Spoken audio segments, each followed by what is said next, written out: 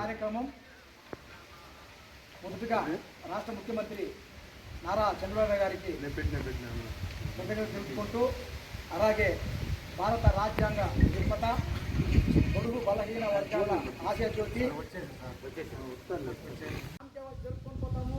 ఏమో వచ్చినా జరుపుకొని పోతుంటే గురువుకి లాస్ట్ టైం ఒకసారి వచ్చినప్పుడు దయచేసి దాన్ని అట్లా చేసుకోండి. కాబట్టి ఇలాంటి కార్యక్రమాలు మనకు వస్తూ ఉంది. చట్టాల పైన అవగాహన ఉండాలా. చట్టం లేకుండా పోతే మనం ఎట్లయితే అట్లా చేస్తాము, ఎట్లయితే అట్లా తిరుగుతాము, ఎవరినైతే ఏమన్నామంటే కుదురు అది రూల్స్. ఈ యొక్క గ్రామం నందు ముఖ్యంగా ముదిగేశ్ గారు గ్రామ పెద్దలు కావచ్చు చెప్పడం ఏమంటే, శ్మశానం అతి తక్కువ స్థలంలో ఉపయోగించుకుంటున్నాము. అది ఉన్నటువంటి జనాభాకు కుటుంబానికి. కాబట్టి శ్మశానం కావాలని చెప్పి ఉన్నారు. అదేవిధంగా ఆ యొక్క శ్మశానానికి దారి కూడా కావాల్సి ఉంటుందని చెప్పి ఉన్నారు. సో దీనికి సంబంధించి ఈ యొక్క గ్రామసభ ద్వారా మీకు అందరికీ తెలియచేయడం ఏమనగా, శ్మశానంతో పాటు దారి కల్పించాలంటే మనకు పట్టాల నుంచి భూసేకరణ ద్వారా తీసుకోవాల్సి ఉంటుంది. సో దీనికి సంబంధించి ఒకవేళ మనకు ఈ ల్యాండ్ కాకుండా వేరే ల్యాండ్ ఏదైనా ప్రభుత్వ భూమి ఉన్నట్లయితే గిన ఆ వివరాలు తెలియజేసినట్లయితే అక్కడ మనము కొత్తగా శ్మశానానికి సంబంధించి అలాట్మెంట్ చేసుకోవడానికి అవకాశం ఉంటుంది. ఒకవేళ అలా వీలు కాని పక్షంలో ఏదైతే పట్టాభూమి ఉందో ఆ పట్టాభూమికి సంబంధించి పట్టాదారులతో మాట్లాడి వాళ్ళతో కన్విన్స్ చేపించి వాళ్ళకు నష్టపరిహారం చెల్లిస్తూ భూసేకరణ ద్వారా అదే స్థలం నందు అదనంగా విస్తీర్ణం అనేది మీకు కేటాయించవలసి ఉంటుంది.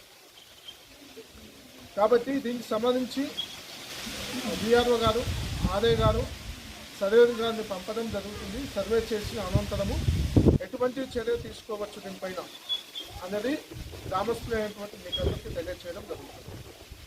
అదేవిధంగా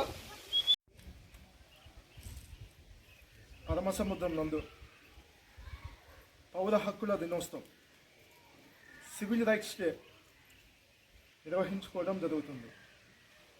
ఈ యొక్క పౌర హక్కుల దినోత్సవం అనేది కూడా ప్రతి నెల మండలం నందు ఏదో ఒక నిర్వహించుకోవాలి. ఇది ప్రభుత్వం ద్వారా ఆదేశాలు అనేది రావడం జరిగింది. సో అందులో భాగంగా మనం ఈరోజు ఇక్కడ హక్కుల దినోత్సవం అనేది నిర్వహించుకోవడం జరుగుతుంది. ఈ యొక్క దినోత్సవం ముఖ్య ఉద్దేశం ఏమనగా, ఎస్సీ ఎస్టీ వర్గానికి సంబంధించినటువంటి వారికి ప్రభుత్వ సంక్షేమ పథకాల ఏవైతే అందజేయబడుతున్నాయో ఆ పథకాల పట్ల వారికి సరైనటువంటి అవగాహన అనేది ఉండాలి. మళ్ళీ మాకు గ్రామానికి 150 ఇల్లు ఉంది కాబట్టి శ్మశాన సమస్య ఉంది. దానికి రోడ్డు లేదు. ఎవరైనా చనిపోతే పంటల్లో పోవాలి కాబట్టి అదొకటి అవకాశం కల్పించాలా. ఈ సబ్జెక్ట్ వచ్చి న్యాయ సదస్సు వచ్చి ఆసామాసిగా ఊరికి గంటలో ముగిసిపోయే సమస్య కాదు ఇది.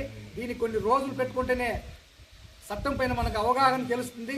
కాబట్టి అందుకు ఉన్నట్లే ఎంఆర్ఓ గారు వాళ్ళు ఆర్ఐ గారు వాళ్ళు ఫోన్ చేసి పెట్టుకోవాలంటే లేదు సార్ పెట్టుకుంటే బాగుందంటే లేదు అది చెప్పేసినాము, అధికారులంతా చెప్తూ ఉంటారు. కాబట్టి ఇంకా చాలా డిపార్ట్మెంట్ రావాల్సి ఉంది.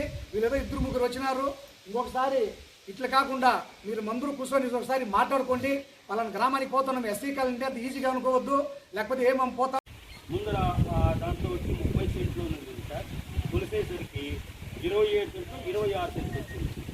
దాన్ని కరెక్ట్ అయిన సమగ్రంగా సర్వే కాలేదు మాకు తెలిసి. ఎందుకంటే ఇంకోటి ఏమంటే ఇక్కడ 150 ఇళ్ళు ఉంది సార్. వాళ్ళకుండేది ఆ 30 సెంట్లలో అంతా మీరు శ్మశానాన్ని ఒకసారి సర్వే చేస్తే మీరు ఒకసారి తెలిపిస్తే బాగుంటుంది. ఆ సమాధులు కూడా ఒకదానికి ఒకటి ఇరికించి వేసినారు పాపము. వీరికి ఆ శ్మశానానికి జాగా సాలదు. పక్కన ఉండే భూమినైనా సీఎం గారికి చెప్పి లేదు కలెక్టర్ గారికి ప్రపోజల్ పెట్టి ఇంకొక 50 సెంట్లు 60 సెంట్లు కొనైనా కాబట్టి కాబట్టి ఆ జాగాని ఇంకొక కొంచెం వారికి కొనైనా గవర్నమెంట్ తరఫునైనా ఇక్కడ చాలా వ్యవస్థ పెరిగిపోతా ఉంది ఊరు ఇంకా పెద్ద ఇలా ఉంది పొలాలు కూడా సేమ్. పొలార్లపల్లి కూడా అలాగే ఉంది సార్.